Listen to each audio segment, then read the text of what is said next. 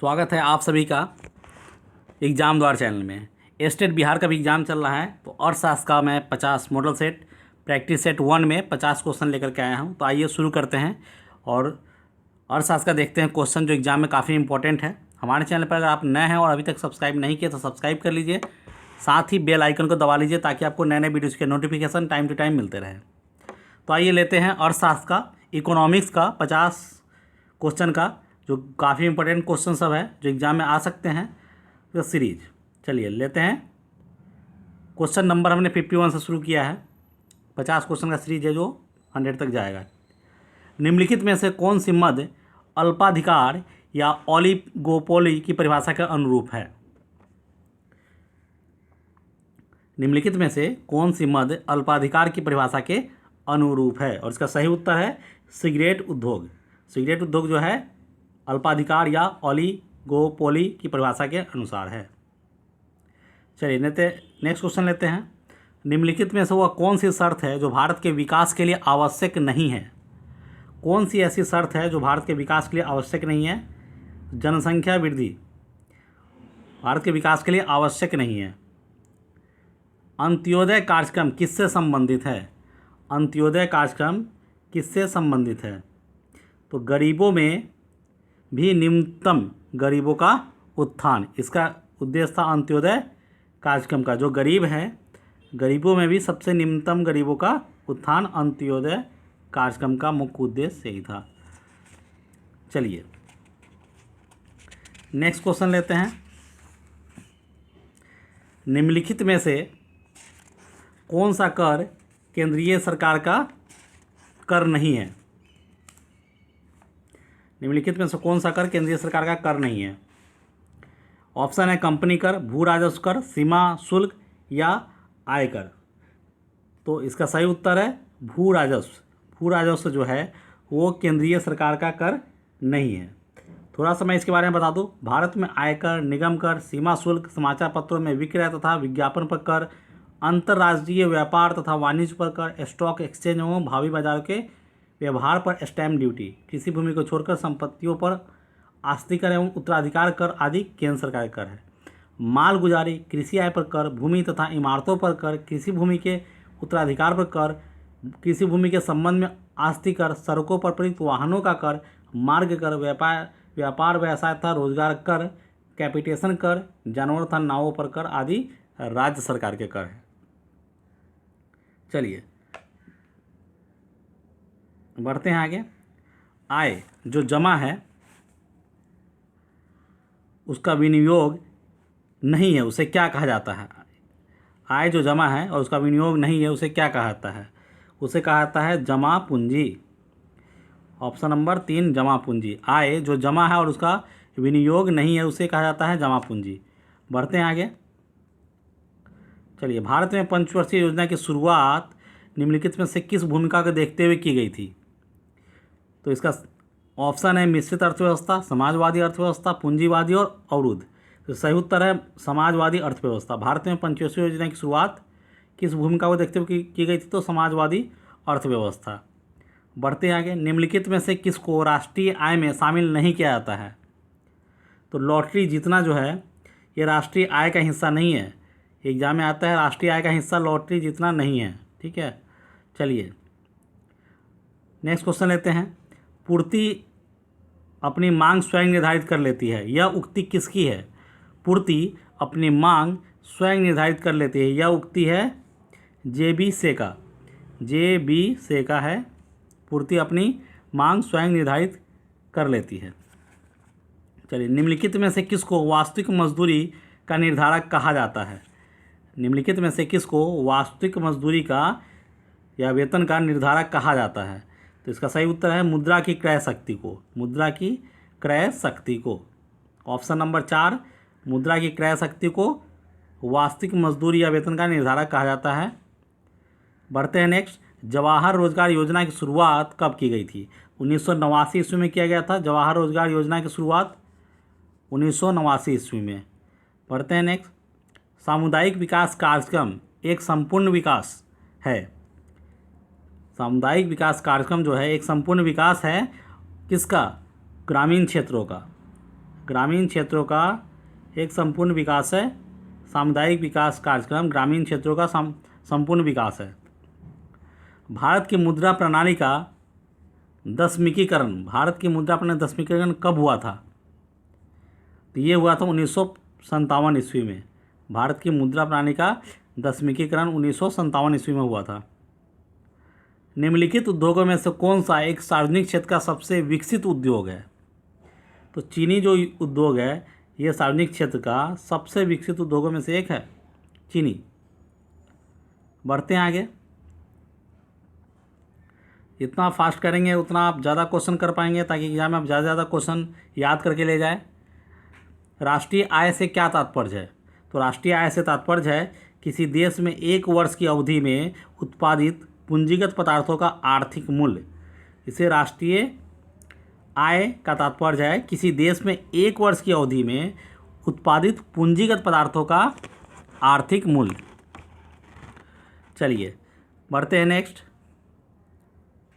पूर्ण प्रतियोगिता की आवश्यक शर्तों में से एक है किसी एक समय में एक जैसे सामानों के लिए एक समान मूल्य। ऑप्शन नंबर 4 क्या हो जाएगा? किसी एक समय में एक जैसे सामानों के लिए एक समान मूल्य, वो है पूर्ण प्रतियोगिता की आवश्यक शर्तें। वितरण सिद्धांत निम्नलिखित में से किससे संबंधित है? वितरण सिद्धांत किससे संबंधित है? तो संबंधित है कारक अदायगियों का वितरण, कारक अदायगियों का वितरण। वितरण सिद्धांत है कारक अदायगियों का वितरण से संबंधित। वितरण का सिद्धांत निम्नलिखित में से किससे संबंधित है? क्वेश्चन हम कर चुके हैं, ये रिपीट, ठीक है।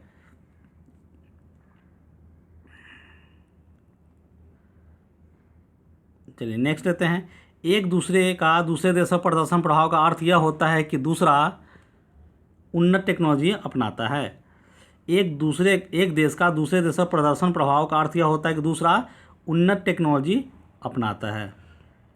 चलिए नेक्स्ट बढ़ते हैं। निम्नलिखित में से किस एजेंसी के माध्यम से वाणिज्यिक बैंक ग्राम ऋण के लिए पैसे देते हैं? निम्नलिखित में से किस एजेंसी के माध्यम से जो वाणिज्यिक बैंक हैं वो वाणिज्यिक बैंक ग्राम ऋण के लिए पैसे देते हैं?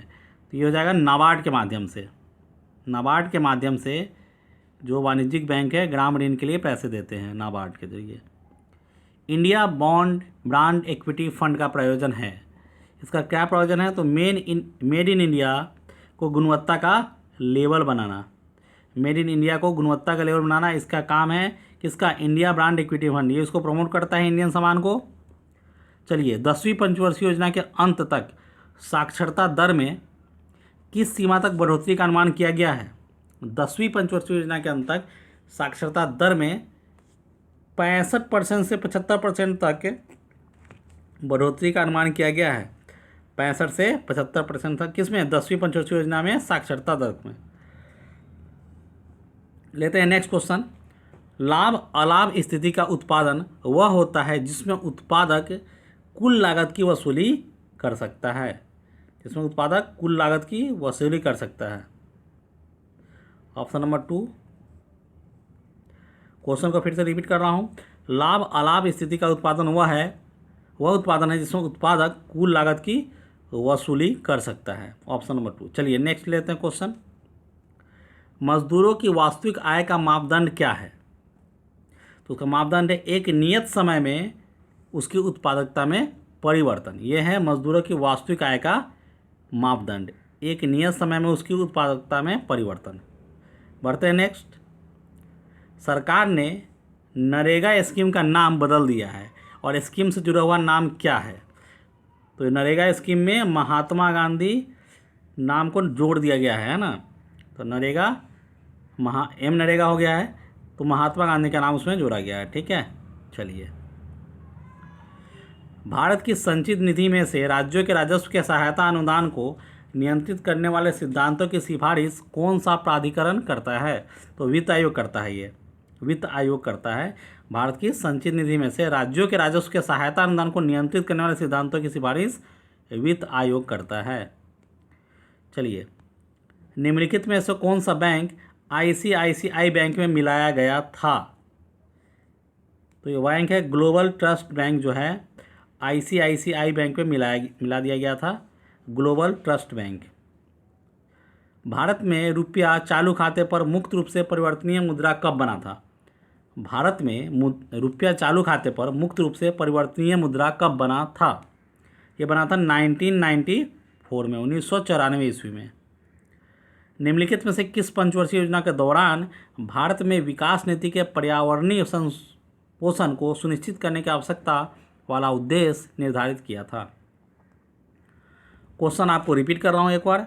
निम्नलिखित में से किस पंचवर्षीय योजना का नाम बताना है के दौरान भारत में विकास नीति के पर्यावरणीय संपोषण को सुनिश्चित करने की आवश्यकता वाला उद्देश्य निर्धारित किया गया था? तो वो था 9वीं पंचवर्षीय योजना, 9वीं पंचवर्षीय योजना। बढ़ते हैं आगे। संतुलन स्तर बिंदु पर निम्नलिखित में से क्या होता है? तो संतुलन स्तर बिंदु पर क्या होता है? न लाभ होता है और न हानि होती है। संतुलन स्तर बिंदु पर न लाभ होती है और न हानि होती है। नेक्स्ट, आर्थिक लगान से क्या आशय है? तो आर्थिक लगान से आशय क्या आशय है? इसका सही उत्तर है भूमि के उपयोग के बदले किया गया भुगतान। भूमि के उपयोग के बदले में किया गया भुगतान है आर्थिक लगान।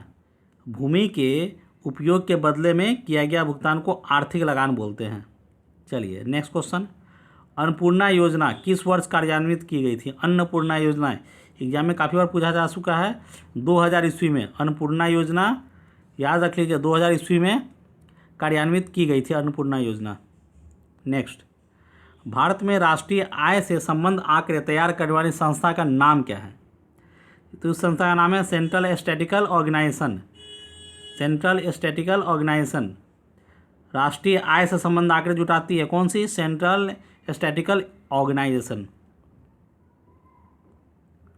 निम्नलिखित में से किस वर्ग के भारतीय स्टॉक NASDAQ पर स्टॉक कीमतों के उतार चढ़ाव के प्रति सर्वाधिक संवेदनशील रहे हैं? और इसका सही उत्तर है पन्य।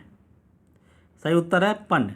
निम्नलिखित में से किस वर्ग के भारतीय स्टॉक NASDAQ पर स्टॉक कीमतों के उतार चढ़ाव के प्रति सर्वाधिक संवेदनशील रहे हैं? तो पन्य। चलिए नेक्स्ट बढ़ते हैं। रुपये की दृष्टि से निम्नलिखित में किस मुद्रा का मूल्य सबसे अधिक है? रुपये की दृष्टि से किस मुद्रा का मूल्य सबसे ज़्यादा है? तो वो पाउंड है। सबसे ज़्यादा पाउंड का मूल्य अधिक है रुपये की दृष्टि से। अगर तुलना करें रुपये से तो पाउंड का वैल्यू ज़्यादा है। किस राष्ट्र की राष्ट्रीय आय निम्नलिखित में से किसी राष्ट्र की राष्ट्रीय आय निम्नलिखित में से क्या होती है? तो कुल उपदान आय जो होता है वो राष्ट्र की राष्ट्रीय आय होती है। कुल उपदान आय, उपदान किया गया आय जो है राष्ट्र की राष्ट्रीय आय होती है। चलिए, निम्नलिखित में से किस कारण से सीमांत प्रतिफल वर्तमान प्रतिफल से ह्रासमान प्रतिफल में बदल जाते हैं? और इसका कारण है परिवर्ती कारक के विभिन्न यूनिटों की असमान दक्षता। निम्नलिखित में से किस कारण से सीमांत प्रतिफल वर्तमान प्रतिफल से ह्रासमान प्रतिफल में बदल जाते हैं? इसका कारण है प्रतिवर्ती कारक के विभिन्न यूनिटों की असमान दक्षता। Option number 1। बढ़ते हैं आगे। किसी वस्तु के पूंजीगत उत्पाद अनुपात द्वारा निम्नलिखित में से किसका मापन किया जाता है? तो उत्पाद के प्रति यूनिट निवेशित पूंजीगत राशि का मापन किया जाता है। Option number 2।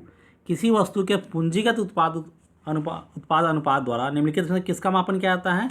तो उत्पाद के प्रति यूनिट निवेशित पूंजीगत राशि का। Option number 2। नेक्स्ट, जवाहर रोजगार योजना का उद्देश्य क्या है?